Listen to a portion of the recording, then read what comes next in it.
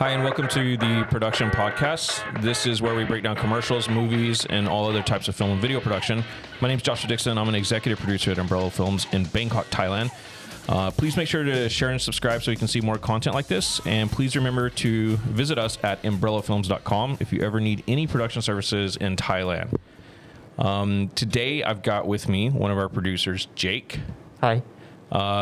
Jake has been with us for how many years? Two? About 2 years, yeah. 2 years? Yeah. And so Jake is one of our regional producers, and what he does is he produces regionally. So from the name, if you can't tell. So one of the things that Jake really kind of like specializes in that I had him on the show today to talk about is remote production. That's kind of like his specialty. He started on it during the whole, COVID time span. And it really turned into something that we as a company specialized in and did a lot of work for. So it's basically like remote production all over the world. So let's do this real quick. So Jake, if you can introduce yourself, let us know a bit about your background, because before you worked for us, I think you worked in production, but not as a producer ever, right? That's correct. So my background was that I studied film production in college, in university for 4 years, right? That's my bachelor's degree. But after that, I didn't actually get into film production. I got into headhunting and recruitment for the time being. And it was only about, let's say, a year and a half, maybe 2 years after I graduated that I actually started getting back into film production. So I first started off as a PA, then moved up to PC, and then, like you said, like about 2 years ago, I started doing producing. So that's why I started my career there. Okay, cool. So your production, right? Or I'm sorry, your producing is a lot different than most people type of producing, right? So we've got several other producers at our company, but yours is more focused on remote. You work on our platform Filma, and you are producing, I don't know, anywhere from probably like 10 to 30 jobs at a time. Is that a good? Yeah, I would say about 10 to 15 at any given time. Okay. Yeah. But I've seen you do more than 15 though. That is very true. Yes. That was a very busy month. Okay. I think that was about like 20, maybe. Yeah, it's about 20 okay. time.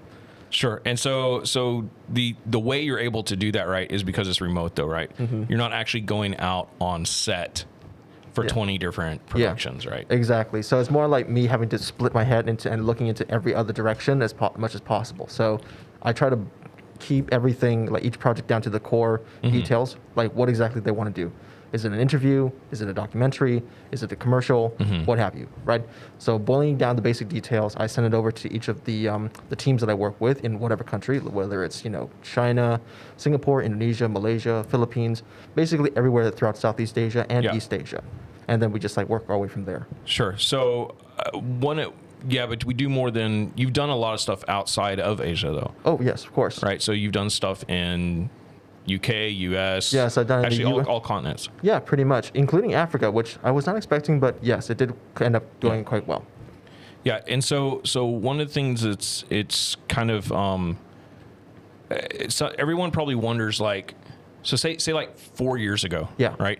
This would not be a thing like it is today. Definitely right? not. If COVID hadn't happened and the world shut down, this would not be a thing that's as common as it is, right? So I think that we see that there's a lot of different ways people are doing remote production. Yeah. If you remember, there was a shoot in China that we helped with for Nike. Yeah. And they had the station that they drop off at the door, they connect it to the person's Wi-Fi, and then they leave, right? Yes. And then the person literally rolls a stand with a camera and a light into their house and like an iPad. Yeah. It's handling all the communication. Exactly. So they never actually even ever see a person. It's kind of like this mobile unit, right?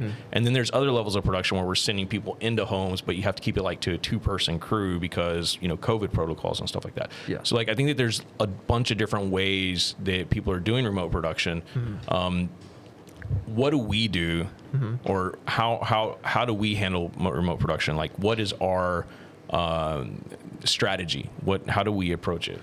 So the way we approach it is that, like, building off of what you said earlier, where some people would do mobile units, that is something that we did do before, but that was for a very certain number of clients back when COVID was at its peak and it's new and people were scared about it and they did not want to risk interacting with any sort of people outside of their homes, right? But moving on from that, I feel like what we specialized in is becoming, a bit more comfortable with like whoever we're filming with, and then it's also making sure that number one, they're fully vaccinated, where we try to be as detailed as possible and be as thorough to make sure that number one, there are no symptoms, and just so that whoever we're filming is comfortable working with us, right? But then after we got through the whole COVID peak period, I feel like it stuck. It kind of just stuck. Yeah. Yeah. Like people actually love the idea about doing remote production because it really makes things a lot more, I guess you could say, efficient in a way, because they don't have to worry about, visas, traveling into the country, getting out of the country, accommodations. That really helps budgetarily wise. And it's also like, it's much easier to work with a local crew who's more familiar with the customs and the culture of where they're filming. Yeah, for sure. Yeah. That's actually one of the next points that I wanted to bring up is when you're dealing with doing these remote productions, right? Like, one of the reasons why I think that people should hire us, right? Obviously, I'm going to say they should hire us because it's our company, right? Like that's where we work. But like one thing that is very, how do you say, we understand very well, right? The different cultures that people are wanting to shoot in that country, right? We've worked with them often. Yes. And so we've already gone through a lot of the heartaches and the challenges, with certain countries that have different customs. For example, like Indonesia or Malaysia, right? There's a lot of customs for that country compared to Thailand or Vietnam. It's very different, right? Certain things that trigger people in different ways and that sort of thing. And so I think one of the challenges that I've always seen when clients come to Thailand, where we're at, or any other country, they can get frustrated because the people aren't doing what they want, or it doesn't operate how it does in their home country. Very true. Yeah. And so can you talk about that a bit? Like how you get around that? Well, the way I get around that is it kind of really depends on who I'm working with and the scope of the project, right? So number one is, for example, let's say if the client team decides to fly their own director or DOP into the said country that we're going to be filming in, right? It's best to have someone who can act as the middleman between the the crew that flew in versus the rest of the production team that are local to that country. Because number one, a fixer, basically. Basically a fixer, yeah. Because number one, they're more used to working with international clientele. So they can be more like, okay, you work with this way, things are a little bit different here, but we found a way to make it more, more similar to the way you're working with. So it's kind of like building a bridge in between the international crew and the local crew. Got it. Yeah. So let's take like a couple jobs and talk about them kind of like as case studies. What would be an easy job that you could talk about, and then what would be a job that was very difficult, not so much difficult, but it was very challenging at the time. That and that could be from a perspective of clients, the crew, or there's just sometimes things that you can't control, right? And how we got around that. So like, what would you say that the two ends of the spectrum are, like the easiest job and then the most challenging job? Well, I'd say like the easiest job that I had to work on was, just give me a few minutes here. It's like I should have prepared a list. No, it's fine. Well, I'll think about that for a second, but I can definitely answer you the opposite side of the spectrum, which is like the most difficult job. Sure, of course. Which I'm going to call it the water project for this time being. Yeah. Now, what it was is basically an NGO entity coming out of Saudi Arabia, where they wanted to, provide clean water initiatives to more third world countries, whether it's remote islands in the Philippines or remote villages in Africa, such as, for example, Mozambique, Nigeria, Uganda, what have you. And a few other, I guess you could, and also their vendors who are more in the more developed countries, like for example, the countryside in France, or some, I guess you could say, some NGO heads, like people who are leading this initiative, who are based out in the U.S. Now, the one thing that I found challenging about that was because, we're filming in very, very remote areas, right? We're out of the city limits. We're out of like the metropolitan area, where it's like it's wilderness, it's the Wild West out there. So that kind of like puts a challenge on, the quality of the video as well. Yeah. Especially for when the client, they give you very basic instructions, which we've never had to, have any sort of problems with before. But the thing is that from their side, the person who's financing the project could be very particular about the quality of footage that they're receiving, and also how everything is going to be strung together in order to create the final video. Right, and I just want to, like, I actually followed this project really closely. Yeah. Right, I was involved with it. And one of the things that I think was difficult for us, I wouldn't say it's the client. It's controlling the expectations. Yes, exactly. Right, and then not just controlling the expectations, but also when you're shooting in so remote of places, right? And we try to do our best to warn everyone up front or tell them what is available in those areas, right? And whenever you are in a remote place, right, where there's not anyone that shoots professionally normally, right? Yeah. You're even trying to find people in the next town over to bring them over. However we can do it, right? Like we have a really big network that we're able to pull from and source and find people, right? Yes.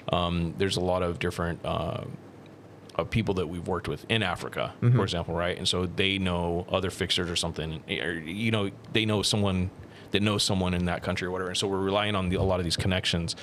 And so whenever we have someone in that remote area, right, that has, no running water, for example, right? Like, and we've got someone filming there, like, that's kind of what you're left with. Yeah. Right? Like, you don't have an option to get someone in there that knows how to light it, quote, cinematically, right? Like, it's just not a thing. Yeah. You're kind of like, you're just one step in those areas, right, where there's no running water. You're one step above an iPhone shooting, right? That's it. Yeah. And that's kind of like the challenge that I think we were dealing with. That too, yeah. And also, and it was also like showing them the footage. Like, for example, I could tell you about a story we did in the Philippines, right? Where we had to go up into the mountain areas, right? Where the village was actually located now.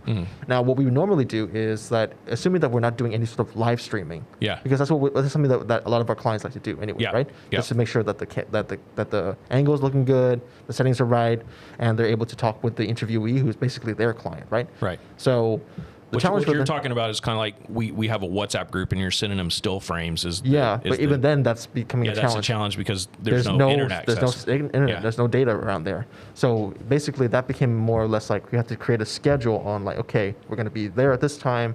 Now, once we start filming, we're going to come back down from the mountain where there's actually a signal, and then send you the stills or whatever clips that we have, right? And then make sure and get your comments from there. Yeah. So that's how we were able to work around the whole. Yeah, and if we get a message back from the clients like, oh, that's not at all what I needed or I had in mind, well, then it's kind of like, well, okay, we'll go back up there and either shoot it again, or if the people we're shooting with don't want to shoot again, like that's kind of what we're left with, right? And I think that we try to do our best to mitigate that, in the beginning. But these are just kind of like some of the challenges for shooting in the remote areas. Exactly. And we're talking like literally in the mountains with tribes and things like that. Exactly. It's not like we're going like just one block out of the city. No, that's not remote. No. But let's talk then a bit about the ones that are much more put together. Right? Yes. That are more professional. They're in, there's data. You can always use a Wi-Fi hotspot or whatever to do live streaming. Yeah. So that you can actually do a remote interview, and you're sitting there in front of the subject with the team, or not even you, right? You're managing this remotely, but then our client could be in the U.S. and the shoot could be happening in the Philippines, and they're on Zoom and they're talking back and forth with the actual person that they're interviewing. So they're able to actually conduct it completely remotely. Real quick, guys, I just want to jump over and just a quick reminder for all the people that are listening. It's greatly appreciated if you could leave us a review about the podcast and let us know your thoughts. A good example comes to mind is Indonesia, a project we did with Expedia and Traveloka. Okay. Now, that one was a very simple in terms of, like, it was just a basic interview and wanting to get a speech from, the CEOs who are based in Jakarta, Indonesia, right? Yeah. Now, what made it big, essentially, was the overall technical requirements, the crew size, where we had let's say 15 to maybe 20 people on set. And then and because these people are CEOs and COOs, right? They're executive level people. Yep. They don't have that much time in their schedule. Yep. So it's more like we need to be prepared 2 hours in advance, just so that when they show up, we touch them up with a little bit of makeup, we mic them up, and then we start rolling. The camera starts rolling. Yep. Because we cannot risk any sort of delays with that part. Because if you won't get it back. We won't get it back. If the clock strikes zero, they say, "Hey guys, I gotta go. I have another meeting to go to. I got $1 billion on the line here. Bye. Yeah. So we can't get that back, right? Right. So what we did was essentially we showed up maybe 3 hours in advance to the location, and then we just prepped everything in advance just so that, and we got on the line with the clients who were based in the U.S. as well. I think some of them were in Chicago, some were in New York specifically, so it was a late night for them for sure. But they were still willing to stay up and just make sure that everything was running smoothly, just so that the framing is according to their references or whatever past project that they've been doing in other countries, right? Just so it was very streamlined. The pressure definitely was on because we have an hour once these interviewees arrive. Yeah.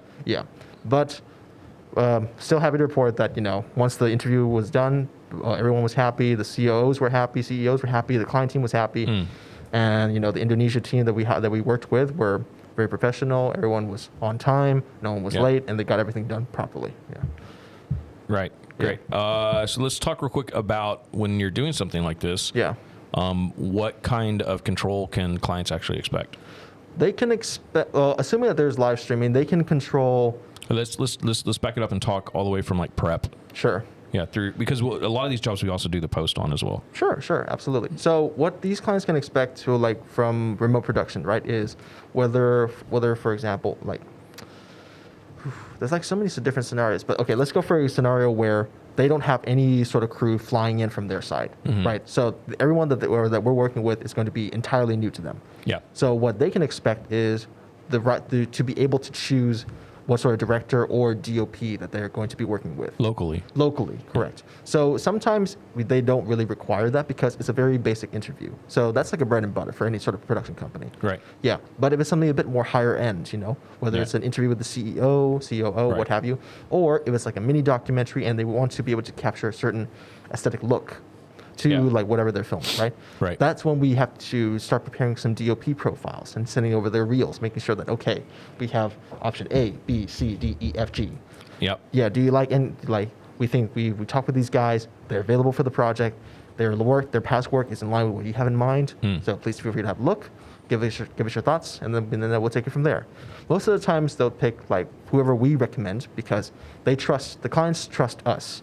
Because we talk with them on the phone, we have the full project details from them from the very beginning, so they would trust our recommendation about who we would want to work with as a DOP. So if anything bad happens, it's our ass, right? Yeah. But we try to make sure that to brief whoever we work with as much as possible. But plus use the same people. And plus we use the same people. It's not like we want to work with someone new every single time. No. Yeah. If it's something small, then sure, we have the room to start expanding our network. Obviously. So actually let's use this to jump over to talk about Property Guru. Sure. So for example, Property Guru was a massive job.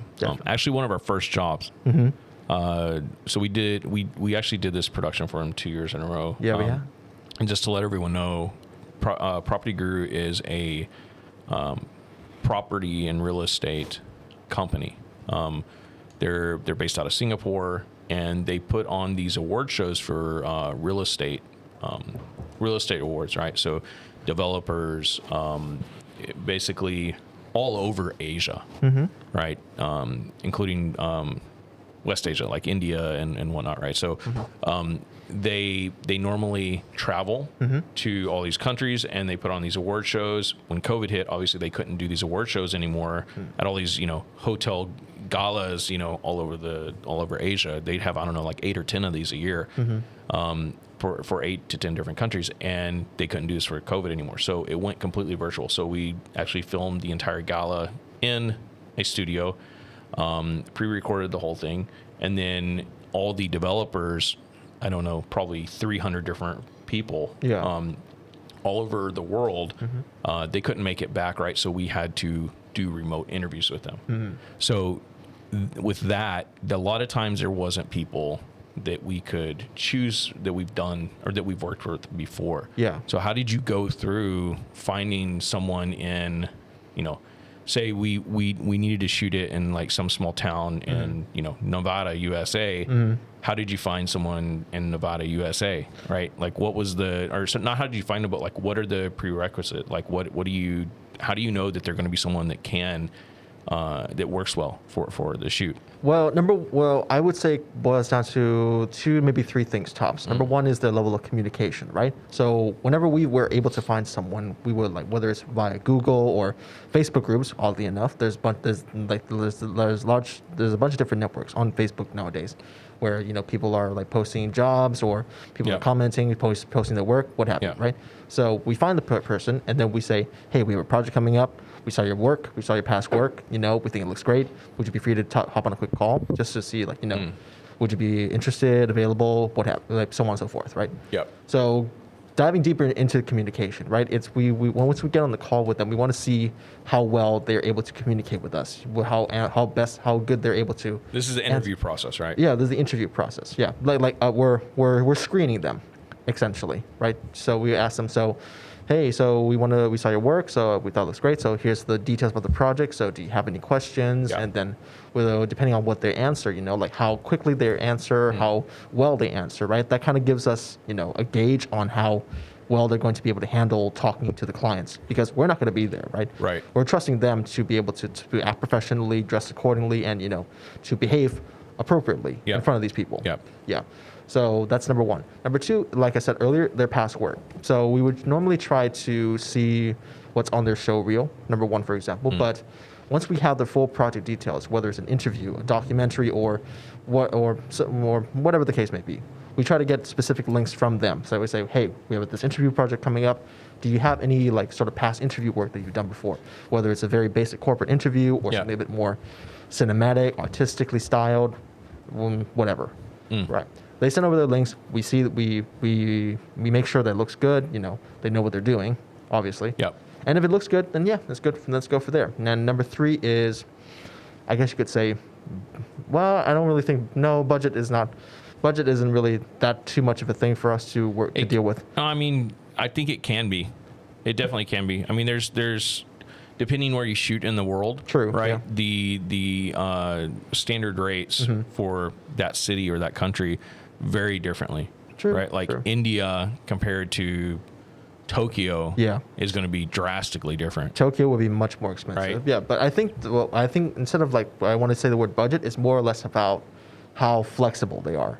Yeah. Yeah, because some people will like to work on a very standard rate. Like they say, okay, you want to work with me, I cost X amount. Can you pay it or not? If not, then sorry, no. Now that one is a bit more of a challenge for me to work with, because I would prefer people who are willing to work with me. Like they yeah, I think that this is remote production, right? Yeah. You're not there and you're not like, hey, I'm showing up at 10 a.m. Every time and we're going to finish at 10 p.m.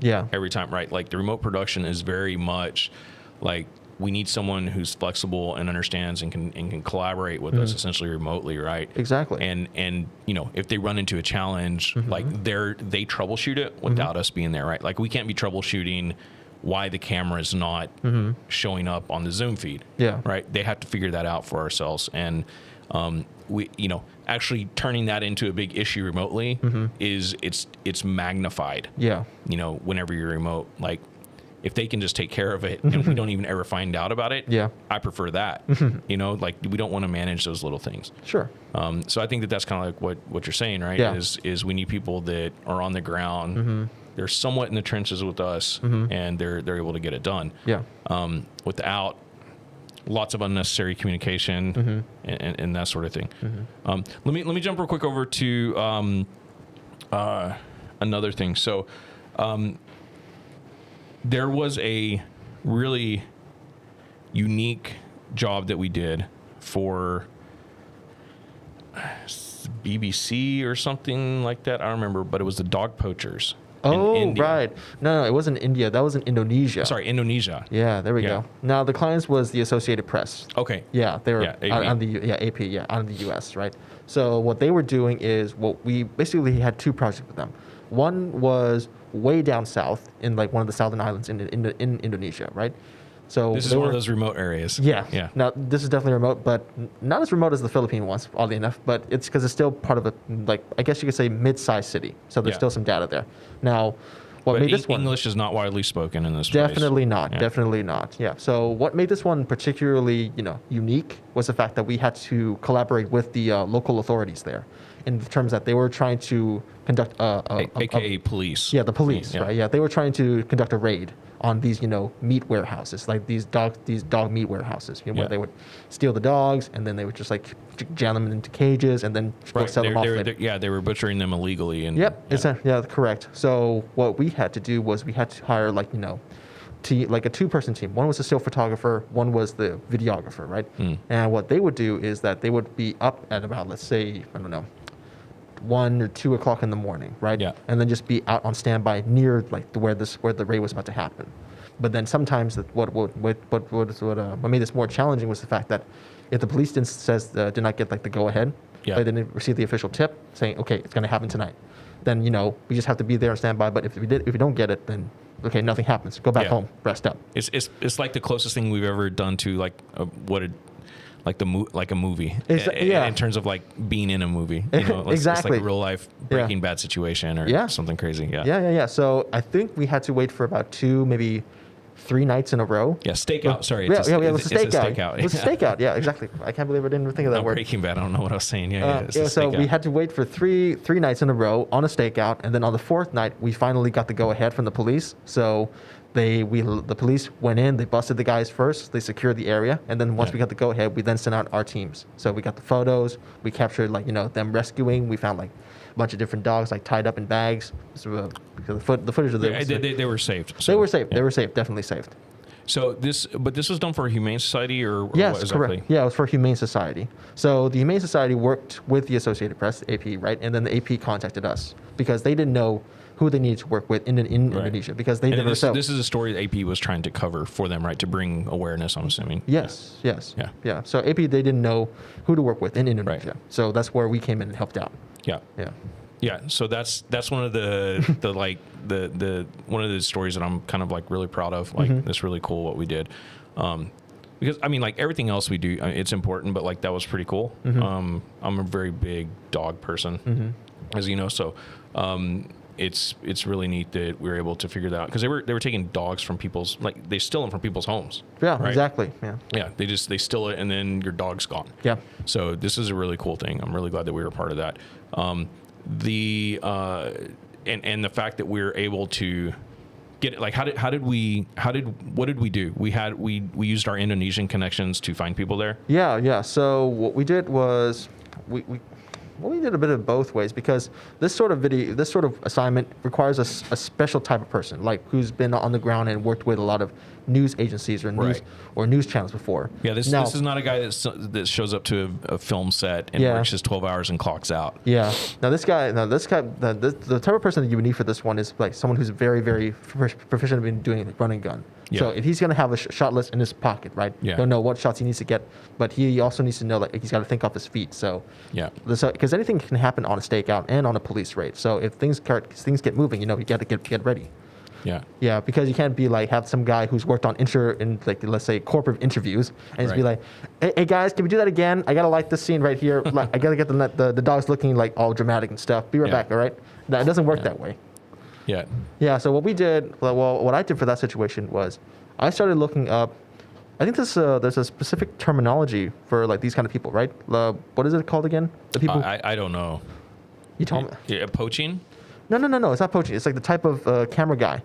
Oh, they're like an E&G guy. They're more of a news shooter. Oh yeah, ENG shooter. Yeah, ENG shooter. Yeah. That's what I was thinking about. That was one of the things. Yeah. Yeah. So I started looking up ENG style. Yeah, exactly. Those kind of people. So I managed to find 3, maybe 4, and then out of the 4, like 2 of them I was able to communicate more proficiently with, and then I finally just liked one of them. His name is Hadi. Yeah. So I work with him like on 2 of these projects now, and he's great. He's worked on 2 AP jobs? Yeah, okay. with me, yeah. Okay, cool. Yeah, so I work with him on both of the AP jobs. Okay. Yeah. Awesome. Okay, let's do this real quick. Let's talk about your daily workflow. Mm-hmm. How do you manage 10 jobs at a time? I'm sure everybody's kind of like, that's not possible, right? If we hire you, or you're working on someone's job, they're wondering, what time goes into their production. So how are you splitting it? I know that like on any of the emails I'm CC'd, I'll see emails from you at 3 a.m., 10 p.m., 4 p.m., 6 a.m. It's all over the place. Yeah. Tell us how you manage it. So a lot of coffee, for example. Okay. All right. So the way I normally split up the workflow is I try to base it depending on where the client is based in, first of all. Like, for example, if they're a US-based client, they're usually about 12, maybe 14 hours behind us. Yeah. Right, because we're in Bangkok, right? But but on the other side of the equation, I would also look to see where we're going to be filming, first of all. Yeah. So let's say, for the example, if the client is based in the US, they're not going to be able to get back to me until about, let's say, past 6 p.m. tonight. Yeah. Yeah, because they're asleep by now. Right. So I try to work with the local team that we're going to be filming in, and try to brief them about as much details as possible about the project. So that way, once I start doing the prep work from their side, I can just go back to the client side who are just waking up and just tell them, hey, we got this much work done, so we're on schedule to start shooting next week, what have you. So if you have any updates, let us know. Otherwise, we're good to go. Okay. Yeah. Because I always try to get... And you work a lot. That too, yeah. No, I feel like the trick about this one is just boiling everything down to the core details, especially during the initial call with the clients. As long as you can get majority, like 90% of what is going to be required for this project, then I think you don't really need to rely on them too much, unless, of course, they come back to you and have this like crazy, like change in the creatives, or a new requirement from their side. They want to go with a second camera, but actually that's not too crazy. It's fairly easy, but it's more about the creative side from them essentially.